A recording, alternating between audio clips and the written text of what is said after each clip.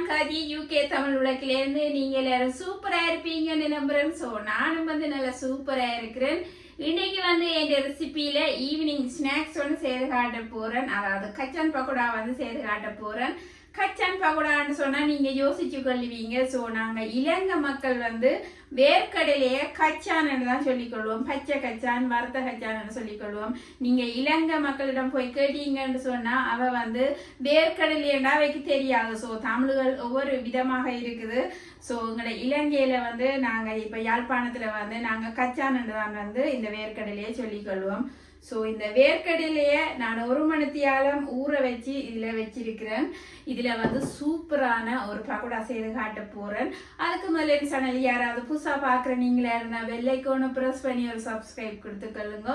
So இப்போ கச்சான் பக்கோடாவை எப்படி செய்யறேன்னு பார்த்துக்கொள்ளுவோம். முதல்ல இப்படியே ஒரு போல் எடுத்து வச்சுக்கொள்ளுங்க. ஸோ பக்கோடா செய்யறதுக்கு கொஞ்சம் வீட்டு வீதியான போலாக இருந்தால் நல்லா இருக்கும். ஸோ இப்போ இந்த ஊற வச்ச தண்ணியை வடிச்சு கொள்ள போகிறேன்.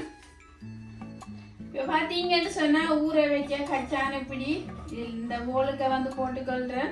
இப்போ இந்த கச்சானுக்கு பார்த்தீங்கன்னு சொன்னா நான் பெப்பரிக்கா போடுறேன். நீங்க காஷ்மீர் மிளகாய் தூள் போட்டுக்கொள்ளலாம், இல்லைன்னு சொன்னா தனி மிளகாய் தூள் கூடி போட்டுக்கொள்ளலாம்.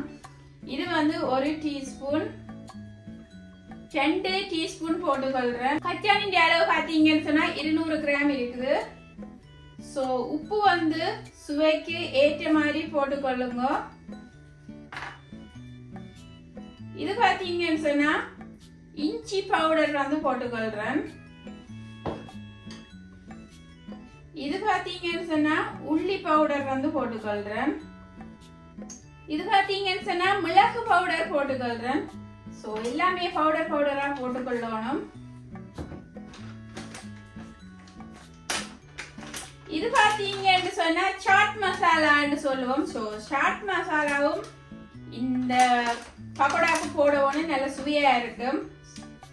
ஸோ இது 1 டீஸ்பூன் அளவில் போட்டுக்கொள்றேன். இந்த சாட் மசாலாவில் மாங்காய் புளிப்பு தன்மையால் எல்லாமே கலக்கப்பட்டு அந்த மசாலா இருக்குது. ஸோ அதனால அதுவும் போட்டுக்கொள்றேன். இப்போ இந்த கச்சானை இப்படி மிக்ஸ் பண்ணி கொள்றேன். ஸ்பைசியல் எல்லாம் போட்டு இப்படி மிக்ஸ் பண்ணி கொள்றேன். இப்ப பாத்தீங்கன்னு சொன்னா கடலை மாவு வச்சிருக்கிறேன்.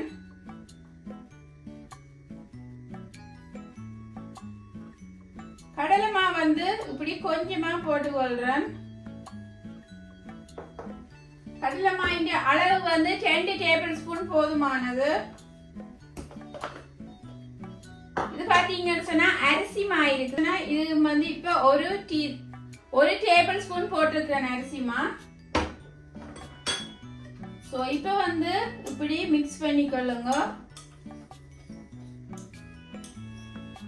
பாத்தீங்கன்னு சொன்னா இப்படி மிக்ஸ் பண்ணப்படுது.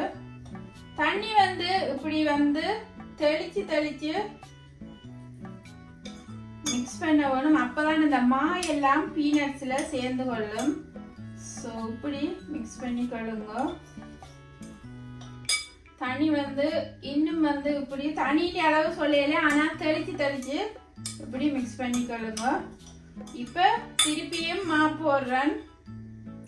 இது கடலை மா. ஸோ கடலை மா போட்டுக்கொள்றேன். அத்துடன் வெள்ளை அரிசி, அதாவது அரிசி மான்னு சொல்லுவோம், இல்லைன்னு சொன்னா வெள்ளை அரிசி மா. ஸோ இதையும் போட்டு இப்படி மிக்ஸ் பண்ணிக்கொள்ளணும். இந்த மாவில இந்த கச்சான் நன்றாகவே மேலுக்கு அப்படியே ஸ்ப்ரெட் பண்ணி வரணும். திருப்பியும் தண்ணி இப்படி தெளிச்சு கொள்றேன். ஸோ தண்ணி தெளிச்சு தான் மாவை நீங்க போட்டுக்கொள்ள வேணும்.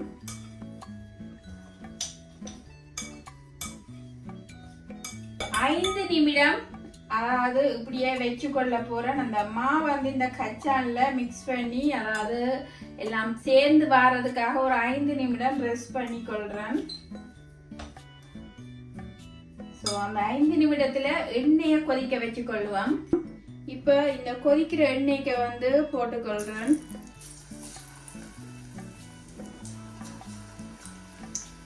டப்பு டப்புன்னு போட்டுக்கொள்ளணும். அந்த அதாவது ஒரே எண்ணெயில எல்லாமே பொரியிற மாதிரி இருக்கணும். நீங்க விட்டு போட்டீங்கன்னு சொன்னா பிறகு ஒன்று கூட பொறிஞ்சு குறைவாக பொரிகிற மாதிரி இருக்கும்.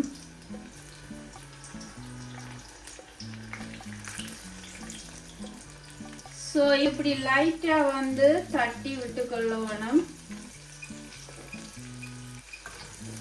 அடுப்பு மீடியம் ஹீட்ல வச்சு கொள்ளுங்க. லோ ஹீட்டும் இல்லை ஹையும் இல்லை, மீடியம் ஹீட்ல இருக்கணும். பாத்தீங்கன்னு சொன்னா நல்லா நுரி எல்லாம் மடங்கி வந்து பொறிஞ்சிடுது. ஸோ இப்ப வந்து இதை எடுத்துக்கொள்றேன்.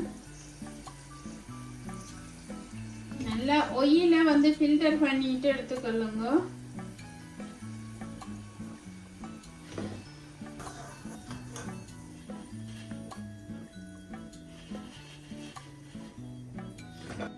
இந்த திருப்பியும் பாத்தீங்கன்னு சொன்னா இப்படி வந்து போட்டுக்கொள்றேன்.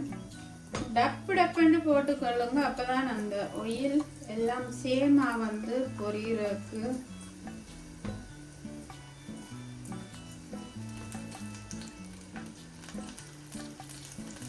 பரவி பரவி போட்டுக்கொள்ளணும், இல்லையா ஒரு குவிஞ்சு வந்துடும்.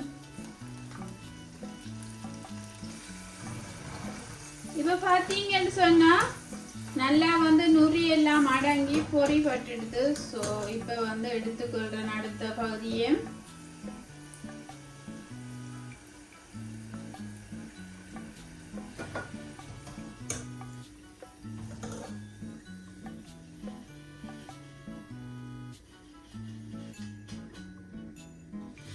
இப்ப மீதியா இருக்கிறதையும் போட்டுக்கொள்றேன்.